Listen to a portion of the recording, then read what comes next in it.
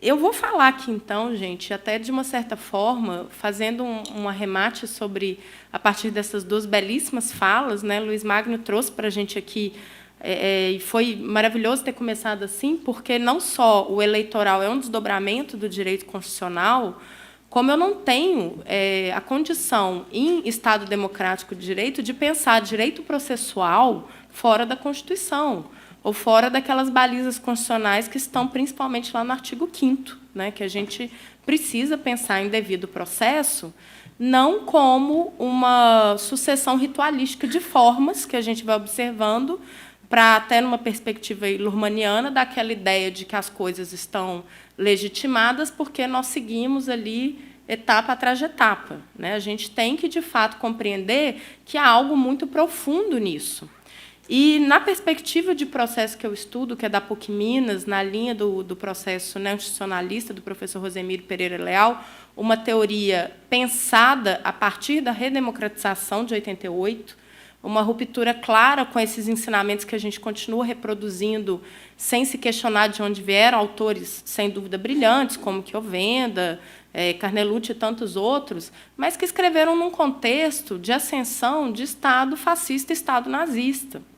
Obviamente que a gente não pode tirar do contexto em que eles escreveram as razões pelas quais eles estavam escrevendo, e não estou acusando os processualistas aqui de compactuarem com as ideologias a que eu me referi, mas esse espírito de época, essa percepção de como deveria agir um Estado, quando ele é chamado a comparecer diante do cidadão apenas como autoridade, é algo totalmente diverso do que a gente tem hoje, a partir de uma Constituição que nos propõe a construção de um Estado democrático de direito. E eu não vejo como fazer isso sem ser por via de um direito processual que possa nos colocar em via de igualação. Ou seja, o Estado ele tem um feixe de atribuições e poderes que o cidadão, por si, a princípio, não vai ter, claro, né, o ato performativo da autoridade quando ele decide, um juiz ao decidir no processo, mas é justamente por isso que a gente precisa desse espaço para tentar igualar os diálogos. É o que o Guedes falou. Quando ele comparece representando, seja o presidente da República, seja o prefeito da menor cidade do nosso país, e ele reivindica observância às garantias processuais, ele está chamando esse Estado, juiz, a atuar como um Estado democrático de direito, e não apenas como uma autoridade. E, conjugando essa minha formação acadêmica com o que eu trabalho dentro do Tribunal de Minas, né, nós temos o privilégio, o grande desafio, ao mesmo tempo, de ter o maior número de municípios do país, são 853 municípios, são 853 eleições municipais. Acaba que, nesses 12 anos de assessoria, eu já tive a oportunidade de ver um bocado de coisa se desenvolver, né, dentro do que o Guedes falou e com esse desafio que o Magno nos propôs aqui. A gente pensar ilícitos eleitorais numa compreensão de que, de fato, é uma interferência. E a minha premissa não pode ser outra, a não ser de que a Justiça Eleitoral, quando ela decide, caça e convoca novas eleições, ela está provocando uma interferência jurídica num ato que nasce de um processo que é político. E isso já me coloca uma proteção que muitas vezes é ignorada, porque, repetindo aqui, o Magno já nos trouxe essa perspectiva, a ideia de que tutelar o direito da sociedade é colocar na ponta um objetivo, que seria a cassação. E, nesse ponto, a tarefa da Justiça Eleitoral do Ministério Público é chegar a esta cassação, é uma premissa inquisitorial e arbitrária. Quando a gente parte disso, a gente está usando o processo apenas como um verificador de fatos e elementos que eu vou coletar para chegar naquele resultado que eu pré-estipulei. E isso tem sido cada vez mais grave a partir do momento que a gente percebe aportar para dentro da justiça eleitoral uma carga moralizante que cresce exponencialmente. Então, o problema nosso da abertura da tipologia dos ilícitos eleitorais, ela está muito conectada hoje, como problema sensível, ao fato de que nós temos uma visão que é inquisitorial, que é punitiva, que é voltada para um olhar de criminalização e de completo descredenciamento da política, né? Então, nós temos uma tendência de olhar para os políticos com um filtro muito mais severo do que aquele que eu imagino a gente coloque no dia a dia da nossa vida. Parece que qualquer coisa que lá é feita é imperdoável, não há erros corrigíveis, não há desvios de boa-fé, não há apenas falhas muito graves, intenções maliciosas, e elas devem ser punidas e punidas e punidas. E aí, isso nos traz, então, aqui para a nossa primeira reflexão. Concordo com o professor Luiz Magno, e, nesse ponto, também por uma rara ocasião, divirjo da professora Marilda, minha decana mineira do eleitoral, admirada, né, onde ela passa, lá em Minas, tem tapete vermelho. No Brasil todo, né, mas Minas é Minas, né, Marilda? Não tem jeito. Mas, de fato, eu coloco aqui essa questão dos ilícitos eleitorais dentro do direito sancionador, e até para trazer um outro olhar para vocês, eu quero desfazer uma tensão que, para mim, ela é simplesmente aparente.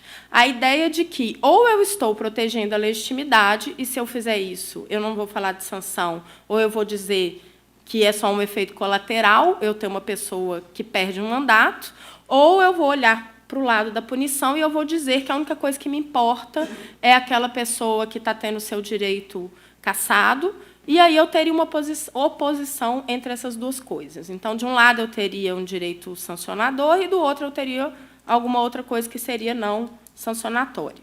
Pois bem, gente, se a gente volta ao conceito de sanção, e ele vem de uma teoria geral aí que se aplica a qualquer ramo, nós vamos ver que, basicamente, para ser muito sucinto aqui, existem 3 tipos de sanção. E aí a gente precisa saber o que é sanção. A sanção, ela é um anexo àquela norma que prevê a conduta, e ela tem por objetivo induzir o comportamento lícito, né? Isso vem lá do Kelsen, e acho que ninguém esbarra ou contesta isso na sua construção esquemática. Eu tenho a norma e eu tenho a sanção, querendo dizer que a gente tem que ter uma forma de levar as pessoas a se comportarem de acordo com aquela norma que a gente quer. Essa sanção ela pode ser premial, quando a gente tem redução gradativa de IPTU, dependendo da destinação que é dada ao imóvel, isso é uma sanção, isso é sanção. Eu quero induzir um comportamento, a lei quer induzir um comportamento, e ela diz, faça dessa forma que corrija esse caminho por aqui onde eu quero que você passe, que eu vou te dar um prêmio. E aí, ao lado dessa sanção premial, a gente tem duas que, por peculiaridade do direito eleitoral sancionador, elas vão se encontrar, que é a sanção restituitória e a sanção punitiva. A gente está muito acostumado com a sanção punitiva, né? Que é essa que diz, se você fizer essa coisa, você vai ter que suportar uma consequência muito severa na sua esfera de direitos. E aí, com isso, a gente quer dizer, não faça essa conduta, matar alguém, pena tal, sabemos disso. Mas a sanção restituitória, que é muito frequente no direito civil, e não tanto no penal, embora, claro, a condenação penal também vai ensejar a reparação civil, ela diz o seguinte, olha, não adianta você tentar ir por essa via, que é um desvio do que eu quero, porque lá no final eu vou ter uma forma de recompor aquele estado de legitimidade, de regularidade que eu queria. E essa é a sanção restituitória. Ela existe quando a gente diz, por exemplo, que não adianta você provocar o dano a uma pessoa, porque você vai ter que ressarcir, isso é sanção. E aí é que eu quero dizer que a cassação de mandato e a convocação de novas eleições, que é característica dos nossos consequências dos ilícitos eleitorais, ela cumula essas duas características. Ela é sanção restituitória, quando ela devolve a oportunidade de eu ter uma eleição legítima em que o pleito se recompõe, o mandato se recomponha, sem intervenção daqueles atos ilícitos. E, nessa medida, ela diz para os candidatos, não cometam esses ilícitos, porque vocês não vão se safar levando o resultado que vocês queriam. E, por outro lado, ela é, sim, punitiva. Eu não tenho como dizer que a aquisição de um direito político da magnitude de um mandato, que é um direito político e é também um vínculo de representação, ou seja, ele existe, o mandato existe como vínculo entre representantes e representados, constituído ao longo desse processo político eleitoral. Eu não tenho como dizer que a pessoa ser suprimida disso não a sancione. Eu acho que a gente está julgando aqui contra o intuitivo e contra, inclusive, a nossa percepção da importância do processo eleitoral. É como dizer, tanto faz, importa que a sociedade esteja representada por alguém que não comete ilícitos. Tudo bem, mas, veja, já andando mais um passo aqui, a nossa presunção não pode ser outra. A partir do momento que a Constituição determina que os mandatos serão formados a partir do processo eleitoral, a presunção é de legitimidade. Então, algo que eu acho que fica muito esquecido no manejo dessas ações eleitorais é que o autor, além daquele ônus dele de provar fatos constitutivos, isso é só o primeiro. Ele tem que provar fatos capazes de afetar e de superar essa presunção de legitimidade da formação daquele mandato eletivo. Isso não é pouca coisa. Então, muitas vezes, e aqui se falou muito dos fatos, e eu vou dar sobre isso ainda um outro olhar que eu quero convidar vocês a uma reflexão, parece que tudo em ação eleitoral é um mero provar fatos. A gente chega, às vezes, e se imputam condutas, e aí a questão é, isso está provado ou isso não está provado? Mas pode ser que isso seja provado. E, sendo provado, isso constitui ilícito? A pergunta continua em aberto. O Guedes falou bastante aqui da causa de pedir fática, mas nós temos também a causa de pedir jurídica. E causa de pedir jurídica não é uma questiúncula, não é um floreio, não é um tecnicismo. Ele é um recorte dentro dessa realidade, e aí a gente tem que compreender isso. É um recorte dentro da realidade que diz ao juiz em que dimensão ele pode agir. Eu concordo integralmente. Um juiz que sai, e aí o problema não está só no artigo 23, o problema também está lá na redação do artigo 22, que é o artigo da AIGE, que diz que qualquer partido, coligação ou Ministério Público vai poder ir à Justiça Eleitoral relatando fatos e indicando provas, indícios e circunstâncias. Que diabo é esse, gente? Todo mundo aqui que advoga e tem que, no cível ou em outras áreas, apresentar uma petição inicial devidamente formatada, onde se esclareça qual é a questão que vai ser deduzida em juízo, o que é, então, propriamente essa lide que vai ser apresentada ali, e, de repente, a gente chega no eleitoral e parece uma conversa de vizinha, né? Ah, você viu ali fulano, ó, a circunstância ali está meio estranha. É, pois é. Uai, o que é isso? É grave. Isso é grave, hein? E é grave para quê? Para qual efeito que a gente quer? Então, assim, não há como a gente hoje trabalhar com essa baliza, e é importante a gente lembrar que esse artigo 22, embora a lei complementar seja de 64, de 1990, ela bebe de uma fonte, ela fez um puxadinho do muito do mal feito, quando ela foi lá no Código Eleitoral procurar uma figura que era tipicamente inquisitorial, que era a investigação judicial eleitoral, não era uma ação, era uma atuação do corregedor eleitoral, indo mesmo atrás daquelas circunstâncias, fatos, tudo que soasse suspeito, para dali reunir um caderno puramente procedimental que poderia embasar um recurso contra a expedição do diploma pelos legitimados, fosse o caso de se ter coletado elementos suficientes.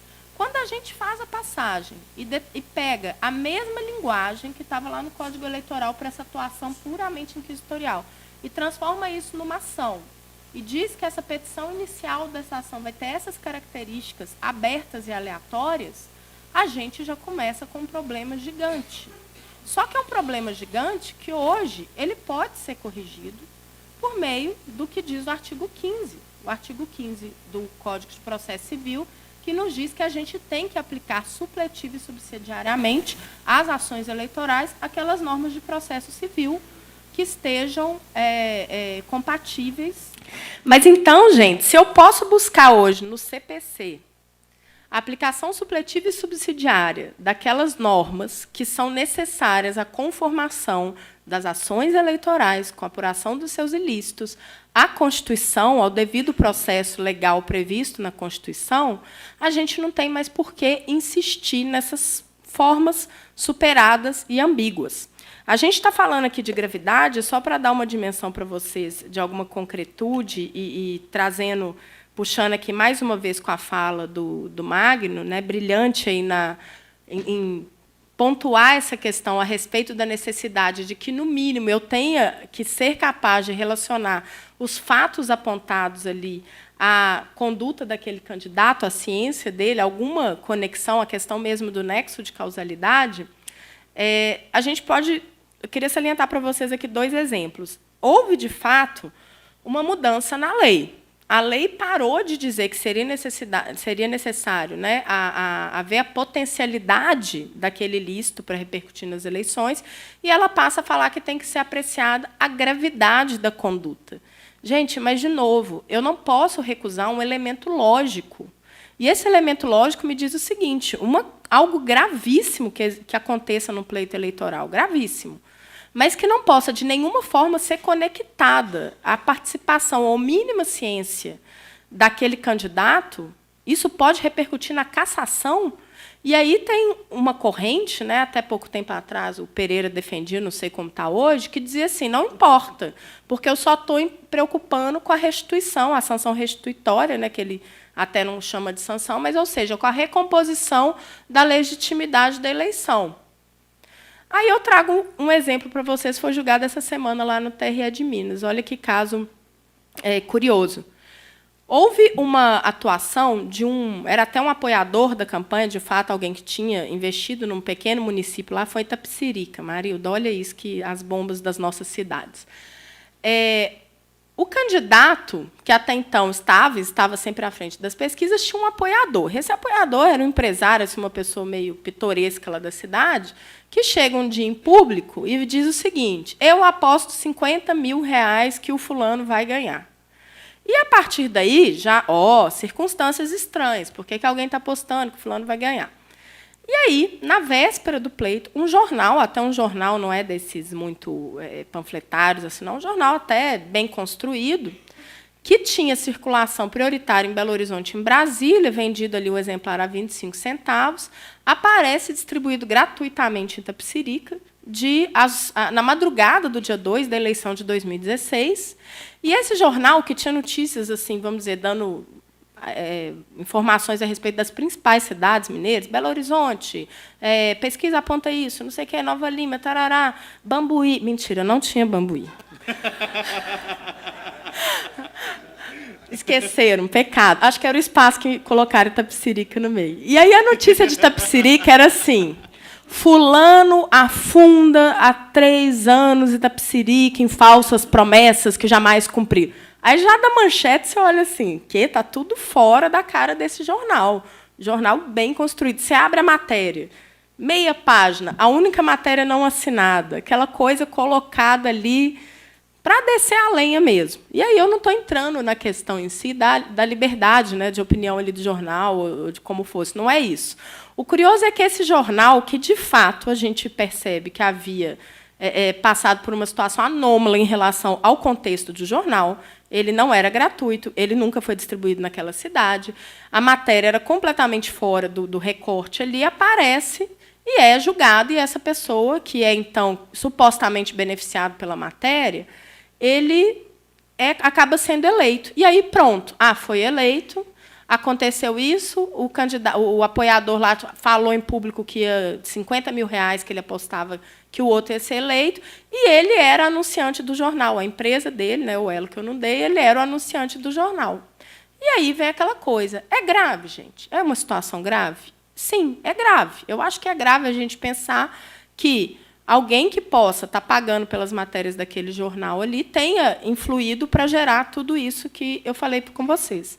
Agora, vejam que interessante. Quando eu tenho uma propaganda irregular, uma bandeirola na casa de alguém, na casa não, né, uma bandeira na rua, lá, desafiando, né, a licitude do pleito eleitoral, aquela bandeira de propaganda tremulando ali de forma aviltante. A gente não retira essa propaganda e multa sem dar a chance da pessoa tirar a bandeira, ou se, pelo menos, a gente possa dizer que eu tenho elementos que me permitam saber que ele tinha ciência e anuência com aquilo.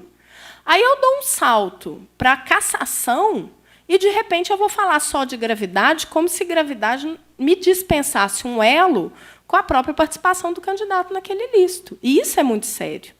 Então, assim, nesse caso que foi julgado, pelo menos por agora, o TRE de Minas, dessa vez, encampou que, de fato, não era possível conectar, e essa ausência de nexo de causalidade, inclusive com esse argumento, esse paralelo com a propaganda, foi levado e foi corroborado pela Corte, para dizer que não havia a gravidade, no sentido de mácula à própria candidatura. Porque imaginem você se todos os candidatos vão ser responsáveis pelos arroubos dos seus apoiadores, dos seus simpatizantes. Agora tem que responder por tudo, por qualquer ato impensado que se faça ali. E aí a gente remete para uma coisa. É possível que um caso desse se revelasse que tinha algum nexo ali que efetivamente ligado ao candidato? Era. Mas isso não foi sequer cogitado na petição inicial e, muito menos, foi diligenciado requerimento de prova em qualquer sentido desse aspecto. A prova, ela não é em si, e às vezes a gente fala assim, as provas vieram depois. Eu sou até mais radical com isso. Lá no caso, escrevi comentando, né, o julgado lá da ação de Dilma Temer, eu sou até mais radical. Eu não tenho como falar em prova se eu não tenho, na petição inicial, uma alegação de fato. Porque prova não é algo por si que brota no processo. A prova é um instituto processual que se destina a demonstrar a verossimilhança da alegação de fato. Se eu não fiz a alegação de fato, caiu um documento lá, uma cartinha, seja lá o que for, que não se conecta a nenhuma alegação de fato feita lá atrás, ela é inútil, ela é inócua, ela é, na melhor linguagem técnica, impertinente. Isso é a prova impertinente. Impertinente não é a prova que incomoda o juiz, porque ele não quer dar perícia, porque é chato de fazer. Impertinente é o que não tem pertinência. E essa prova, inclusive, pode ser indeferida. Voltando, então, para falar mais um pouquinho lá da ação, Guedes, eu vi aí, né, o mapinha da ministra Maria Tereza, muito bem apresentado, mas faltou algo ali, né? Faltou algo naquele processo, que até não cabia a ela, porque, afinal, a decisão dela, o mapa foi para estabelecer a conexão, não foi isso, das ações, e ela acabou extinguindo a inicial, porque ela não via, né, argumentação sólida o suficiente ali para dizer que a gente tinha narrativa que conduzisse, logicamente, àquela pretensão de cassação. Quando o ministro Gilmar Mendes, na sessão, ele vem e modifica, né, e com voto vencedor, ele consegue modificar essa decisão dela lá no âmbito do agravo interno, dali, simplesmente, gente, partiu-se a instrução. E isso é uma falha grave. É uma falha grave que a gente vê em ações cíveis, a gente vê em ações de todos os tipos. Nossa, já vou encerrar, que agora que eu vi meu tempo aqui. Mas é mais grave ainda no eleitoral, que é a inexistência de decisões saneadoras. A decisão saneadora é uma decisão que põe fim à fase postulatória e ela deveria acontecer sempre antes da instrução. Só para enfatizar aqui, no CPC ela ainda está, no CPC de 2015, ela ainda está mais vigorosa, porque ela passa a ser uma decisão de organização e saneamento do processo.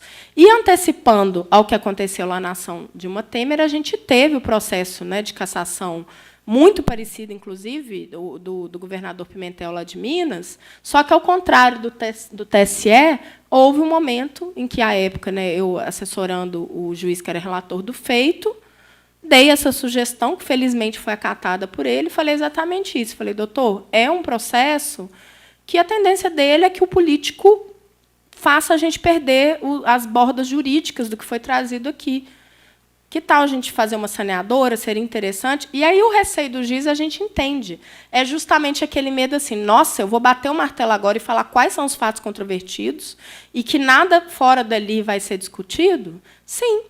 Deixa as partes agravarem, elas vão ter esse direito do agravo interno, deixa a Corte reafirmar isso, e, quando a gente consegue fazer uma decisão desse tipo, que os processos eram muito espelho, né, o do governador, que, inclusive, até por ser do PT, então, as questões ligadas à Caixa 2, que depois apareceram na acrônimo, chegaram lá também, mas lá a gente teve uma facilidade técnica, né, de dizer assim, olha para a saneadora, que foi objeto de agravo, que foi confirmada na sessão de julgamento pela Corte. Estão delimitados os fatos. Estando delimitados os fatos e alegações pertinentes àquilo, eu não posso agora trazer algo que não tem nenhuma pertinência com aquele fato.